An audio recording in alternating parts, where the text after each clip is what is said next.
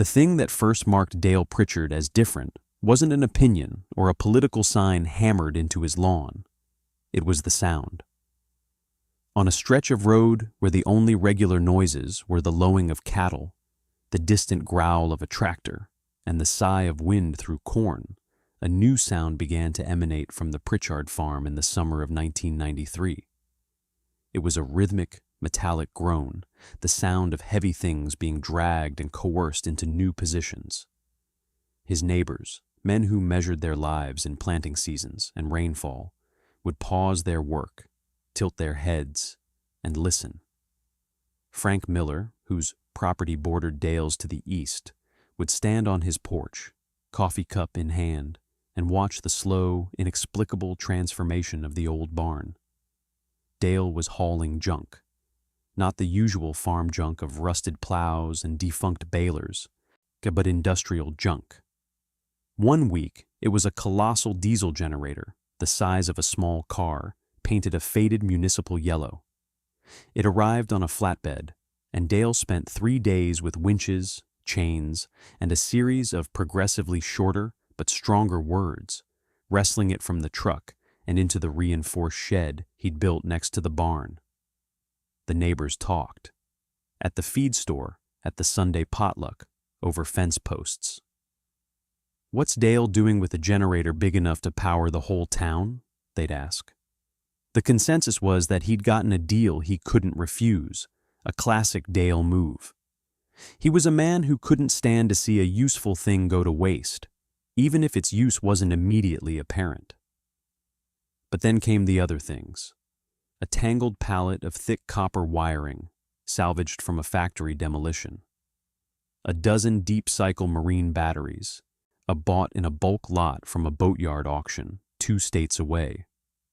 And most peculiar of all, the skeletal remains of an old wind turbine, its blades long and slender like the bones of some prehistoric bird. He laid them out in the yard, and for a month, the Pritchard place looked less like a farm and more like the site of a mechanical autopsy. Frank Miller finally worked up the nerve to ask him directly one afternoon, leaning against the shared fence line. "Building something special over there, Dale?" Dale, wiping grease from his hands with an already black rag, just looked at the sky for a moment before answering. "Just getting prepared," he said. His voice was flat, unadorned. Prepared for what? Frank wanted to ask, but the finality in Dale's tone closed the conversation. The speculation continued, growing more imaginative, and the most popular theory was that he was going to sell power back to the grid, a scheme that seemed both brilliantly ambitious and utterly foolish. The utility company, Midland Power and Light, was a monolith. You didn't compete with it. You just paid its ever-increasing bills and prayed it kept the lights on. The quiet mockery began to solidify. He was no longer just Dale, the quiet farmer. He became Generator Dale, the man who was building his own power company in his backyard. It was a joke told with a shake of the head, a chuckle of pity for a man who seemed to be working so hard against the current of the world. He was an anomaly, a glitch in the predictable pattern of their lives, and they watched him the way they might watch a storm cloud, unsure if it would bring a cleansing rain or a destructive wind. The decision, like most of Dale Pritchard's decisions, had not been born from a single flash of insight, but had been calcified over years of slow, grinding frustration. It wasn't about ambition or greed. It was about a promise, or rather, a series of promises systematically broken by Midland Power and Light. The first major crack in his faith had appeared 5 years earlier, during a brutal July heatwave. The air was thick as wet wool, and the corn in his western field was starting to curl at the edges, a silent scream for water. His irrigation pump, a vital artery drawing from the creek, was electric. For 3 days the power had been intermittent, flickering on and off in what the utility called rolling brownouts to protect the overworked grid.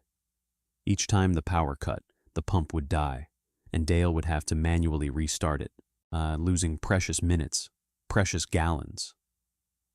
On the fourth day, the power went out and stayed out. For 8 hours, he waited. He called the automated line, a disembodied voice assuring him that crews were working diligently to restore service.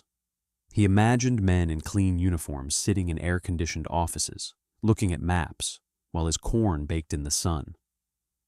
The temperature hit 102 degrees. By the time the power hummed back to life just after dusk, the damage was done. An entire section of his crop was scorched, the leaves a pale, papery yellow. The loss was quantifiable. Nearly 15% of his yield from that field, a blow that would tighten his budget for the entire year. He stood at the edge of the field that evening, the smell of cooked vegetation in the air, and felt a cold, hard anger settle in his gut. It was the feeling of powerlessness, of being utterly dependent on a system that was distant, unaccountable, and indifferent to the unique rhythms of his livelihood. A farm wasn't an office building. You couldn't just send everyone home when the power went out. The life in his soil, in his barn, didn't operate on Midland Power's schedule. The incidents stacked up, each one a small paper cut.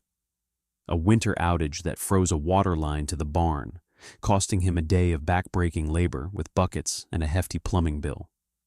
A spring surge that fried the controller on his incubator, ruining a batch of 50 eggs.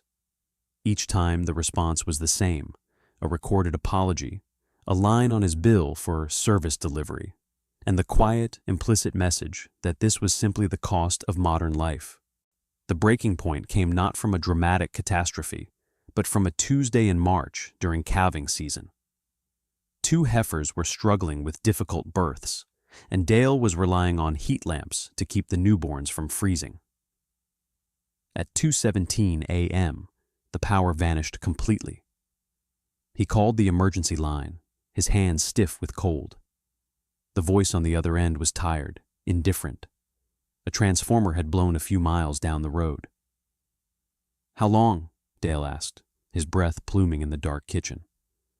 "Hard to say. Could be an hour. Could be morning." The power didn't return until 9 a.m. He lost one of the calves. That morning, after the linemen had finally come and gone, Dale sat at his kitchen table with a cup of coffee and a yellow legal pad. He didn't draft an angry letter. At the top of the page, he wrote 4 words: "Control what you can control." Below it, he listed every critical system on his farm and drew a thick, deliberate line through the word grid beside each one. The leash had been pulled for the last time. The philosophy that drove him had been etched in long before he knew how to read an engineering schematic. It came from his father, a man who had farmed this same land through the Depression with little more than mules and grit. His father had viewed debt as a moral failing and dependence as a dangerous vulnerability. He kept the wood stove in the kitchen, maintained the hand pump on the well, and taught Dale how to do every essential task without a single electron of help. One afternoon, fixing a fence line, Dale had complained about having to do it by hand when a neighbor had a powered post-hole digger. His father stopped, wiped the sweat from his brow, and looked him in the eye. "A man's tools are one thing," he said, his voice raspy from the dust, "but never let another man hold the switch to your life. Not for your water, not for your heat, not for your food. The convenience you borrow today is the leash they'll pull on tomorrow." Dale remembered one winter when a blizzard snapped a power line and plunged the entire county into darkness for 4 days. He was 10 years old. While their neighbors huddled in the cold, the Pritchard farm ran almost as normal. The wood stove threw a cheerful heat. They drew water from the hand pump. They read by the light of kerosene lamps his father kept meticulously cleaned and filled. He saw the anxiety on the faces of the neighbors who came by, adrift, their modern lives completely disabled by the absence of a single, invisible force. His father never gloated. He simply gave what he could and let the lesson transmit itself in silence.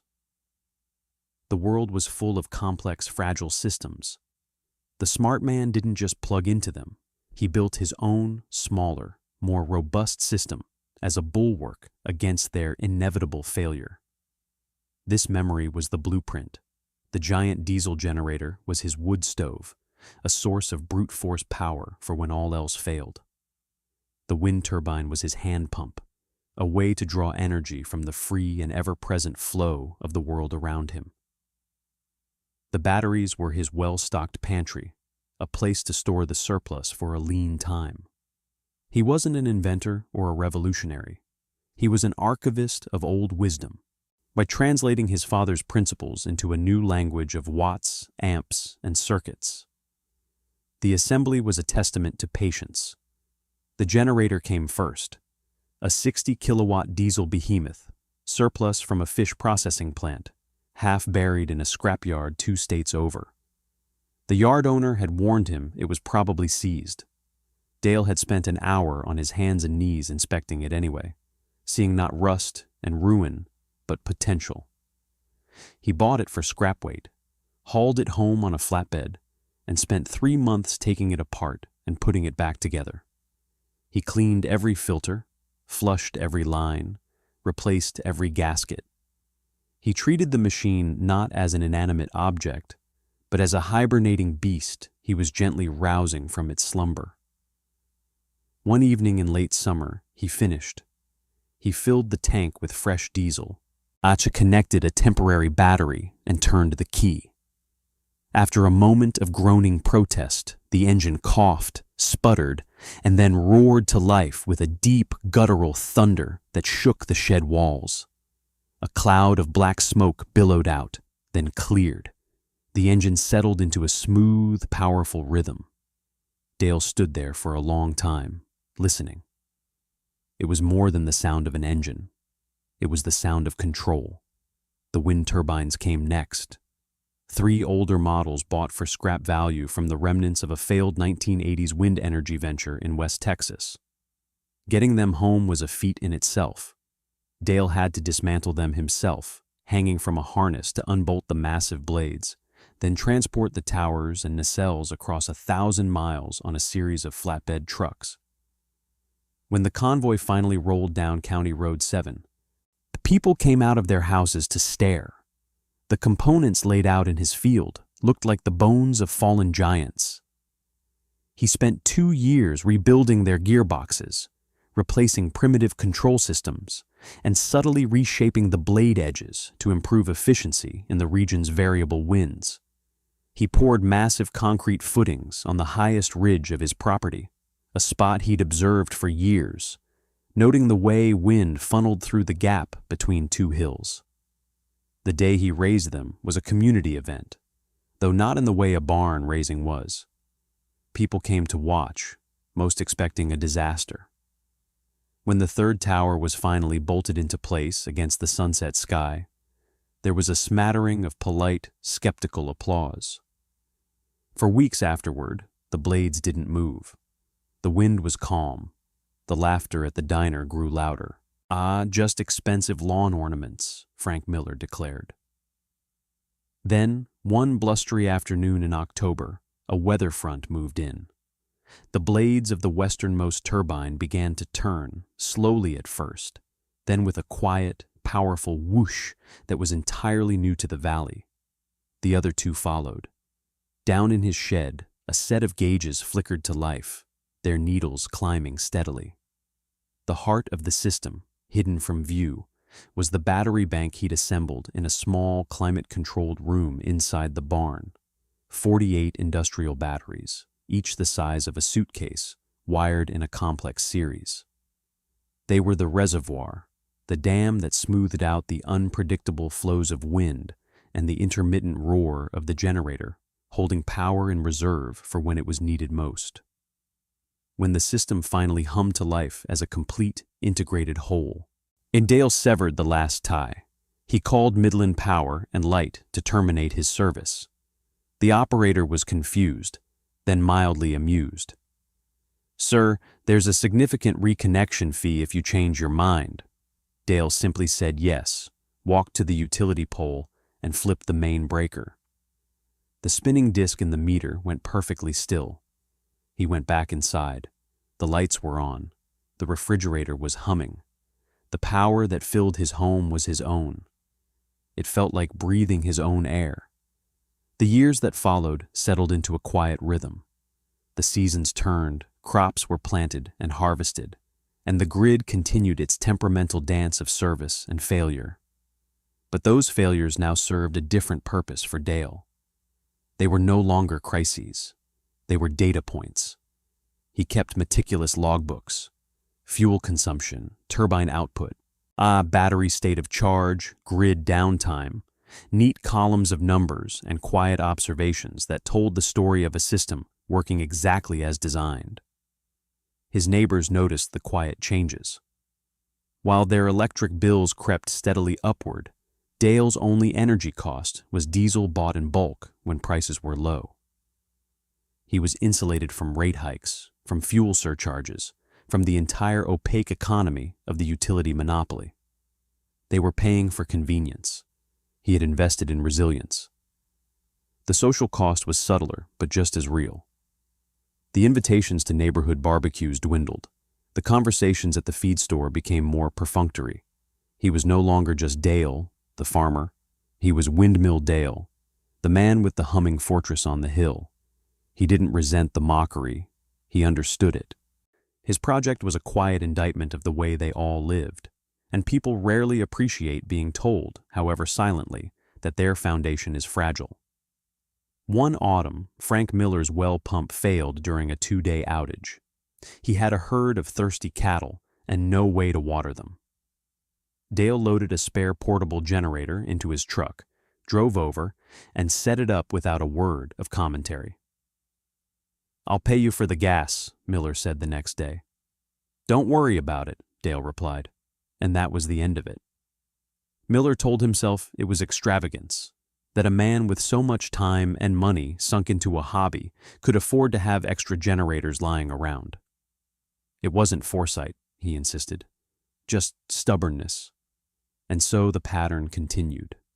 The grid would fail. Dale's farm would remain an island of light, and the community's skepticism would harden into a permanent feature of the landscape. Dale never argued. He maintained his system, recorded his data, and trusted in the principles he had built his world upon. A bill for the alternative was coming due for everyone else. He just didn't know when. The signs began in the second week of January. The weather forecasts started using words of a different caliber: a collision of Arctic air from the north and moisture-laden air from the Gulf. A significant icing event. At first, it was just talk, but Dale watched the sky and felt the shift. A strange, heavy stillness in the air, the kind of expectant silence that precedes a great violence.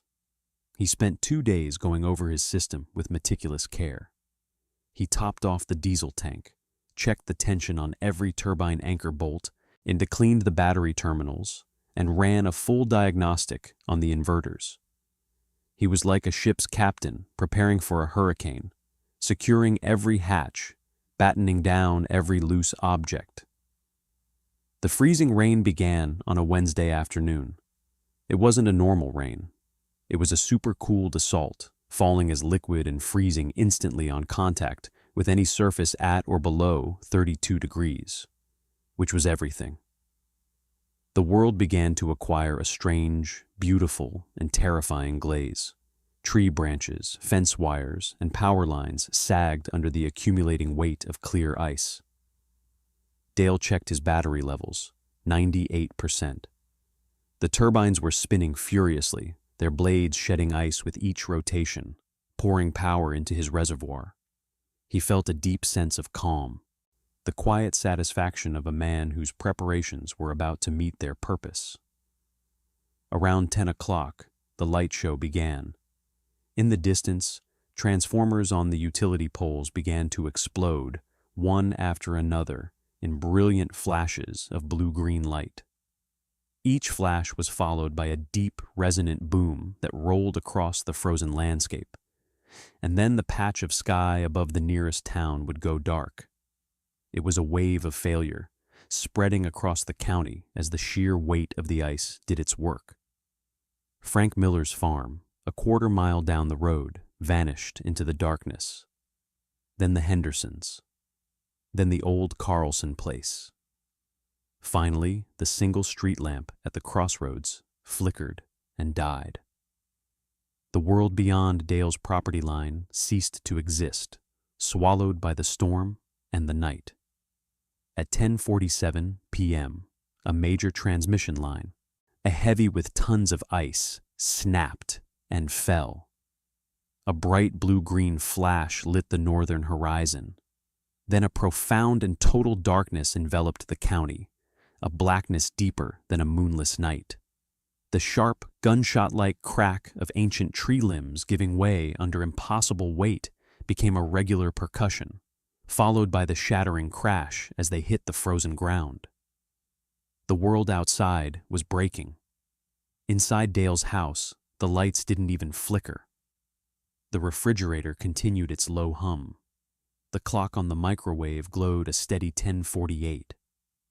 He walked through his house on a silent patrol, checked the barn, his small herd of cattle calm under steady incandescent bulbs, oblivious to the chaos outside, then stood for a long time in the battery room, listening to the inverter's steady electronic song. He wasn't standing in triumph. He was standing in a state of profound, quiet affirmation.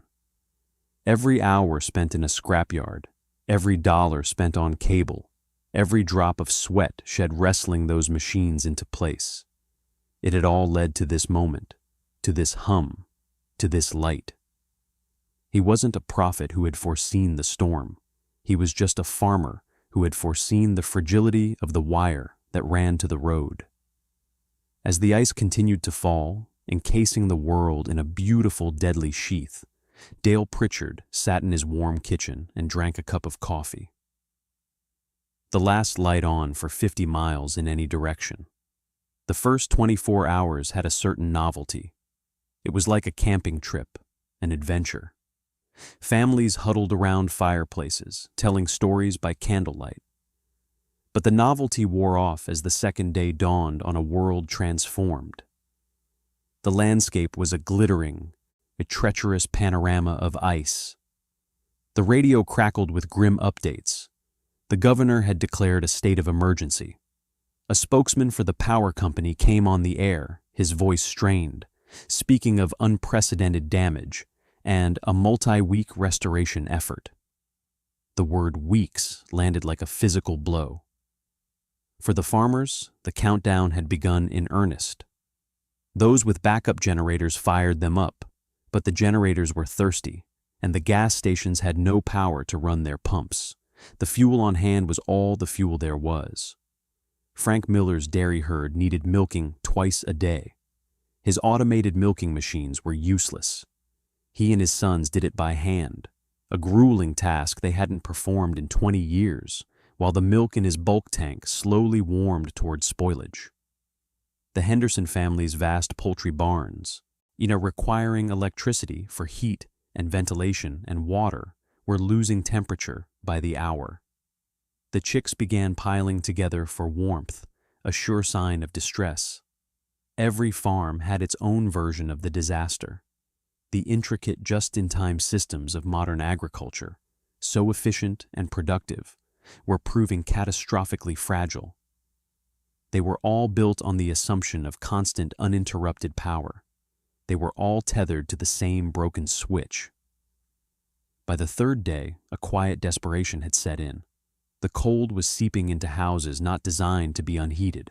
Food was spoiling. That automated voice on the Midland Power Hotline was no longer a comfort. It was an insult. And through it all, one place remained untouched. At night, the Pritchard farm was a beacon in the vast, frigid darkness. The lights of the house and barn burned with an unnerving normalcy. Smoke curled from the chimney. During the day, all 3 turbines turned against the bitter wind that followed the storm, harvesting the very force that had brought the rest of the world to its knees. The hum was still there, a quiet pulse of life in a frozen landscape. At the fire hall, serving as a warming center, the men who had laughed at Windmill Dale now spoke his name in hushed, speculative tones. "He's got power," someone would say. "Full power." The statement hung in the air, thick with unspoken meaning. The eccentric on the hill, the man with the pile of junk, was the only one still living in the 20th century. Everyone else had been thrown back to the 19th. The first visitor arrived on the morning of the 4th day. It was Frank Miller, and Dale saw his truck slide to a stop at the end of the driveway. Frank didn't get out right away. He just sat there for a full minute, staring at the house, at the steady plume of smoke from the chimney, at the spinning turbines on the hill. He looked like a man preparing to admit a defeat more total than any poor harvest or broken-down tractor. When he finally walked to the front door, Dale opened it before he could knock. The two men stood there in silence. The warm air from inside washed over Miller, carrying the scent of coffee and wood smoke. It smelled like another world.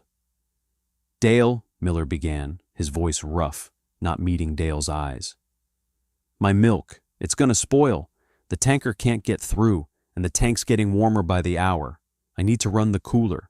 He finally lifted his gaze, and in his eyes Dale saw not the familiar skepticism, but a raw, stripped-down fear. Dale could have said 1,000 things. He could have said, "I told you so." He could have reminded Miller of every joke, every dismissive comment, every knowing glance across the fence line. He did none of those things. He just nodded.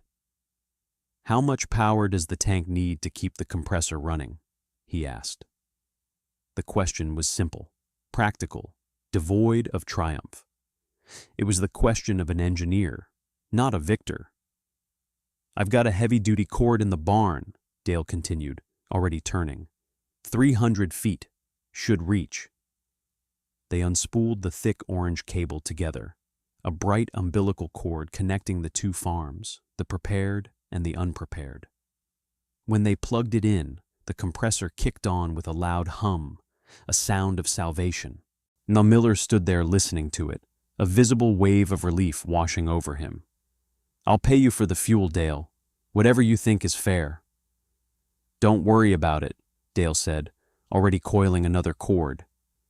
"You got a freezer full of meat?" Miller nodded. "Bring it over. Plug it in here in the workshop."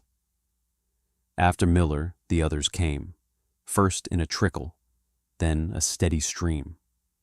Thompson, the hog farmer, needed power for his well pump. The widow Jensen needed her freezer kept from thawing. A young couple down the road had a newborn and no way to heat formula. They came with a humility that was foreign to them, their usual rural pride eroded by the cold and the dark. To each of them, Dale's response was the same, calm, methodical, quiet. He offered no sermons on self-reliance. He offered solutions. He set up a charging station in his workshop, a tangle of cords and power strips where a dozen phones and batteries could charge at once. He established a schedule, a fair rotation, posted on a sheet of paper tacked to the workshop door. He didn't ask for payment. He didn't ask for apologies. He simply did what needed to be done. Frank Miller became his unofficial deputy, helping manage the flow of visitors, explaining the system's limits to newcomers. No, he can't run your whole house, but he can probably keep your furnace fan going for a few hours. It was a complete reversal. The chief skeptic had become the first believer. One evening, as a dozen people crowded the warmth of the Pritchard kitchen, the conversation turned to the power company. The anger was palpable. "They took our money every month for 50 years, one man said. "And the first time we really need them, they're nowhere to be found." The irony was clear to everyone in the room. They had outsourced their own resilience, trading self-sufficiency for convenience. Dale had made the opposite trade. His small, isolated, backward system had proven infinitely more resilient than the vast, complex modern one they all depended on. No one said it out loud, but the thought was in every mind. The crazy man had been the only sane one all along. The grid came back online 17 days after the storm began, not with a triumphant surge, but in hesitant fits and starts. A light flickering on in a distant house, holding for 10 minutes, dying, then returning for good. The hum of refrigerators and furnaces came back to the valley, a sound no one would ever take for granted again. The extension cords that had snaked across frozen fields were coiled up and returned. The visitors to the Pritchard farm dwindled, then stopped. Life returned to normal, but the definition of normal had changed. The jokes about Generator Dale were gone, buried under the weight of a shared and humbling experience. When people saw Dale at the feed store or driving his tractor, they no longer saw an eccentric tinkerer. They saw a pillar. The gratitude was evident in the small things. A nod held a little longer, a wave that was more than reflex, an offer to help with hay baling that was genuine and insistent. Frank Miller stopped by a week after the power was restored. He didn't bring a cord or a complaint. He brought a case of beer and 2 steaks from his own freezer, a freezer Dale had kept running. They sat on the porch as dusk settled, and not saying much. The wind turbines turned their slow, steady rhythm against the twilight sky. Finally, Frank broke the silence. "You know, Dale," he said, looking out at the turbines, "we all thought you were crazy." Dale took a slow sip of his beer. "I know," he said. Frank shook his head with a small, wry smile. "Sometimes I think you're the only one around here who isn't." That was all that needed to be said. Dale never changed. He continued to maintain his system, fill his logbooks, and live by his father's words. He had proven his point not with arguments, but with action, not with speeches, but with a hum that never stopped. The Pritchard place was no longer seen as an island. It was seen as an anchor, a symbol not of backwardness, but of a different kind of progress, one measured not in speed or convenience, but in strength and durability. And perhaps that is the lesson of a man like Dale Pritchard. In a world that constantly urges you to plug into bigger, faster, more complex systems, there is a quiet power in building your own. There is a profound security not in being connected to everything, but in controlling the few things that truly matter. It makes you wonder as you look at the complex and fragile systems that support your own life, which switches are in your hand. And for the ones that aren't, what is the price of borrowing that convenience? It's a quiet question, easy to ignore when the lights are on, but it's always there, humming just beneath the surface, waiting for the storm.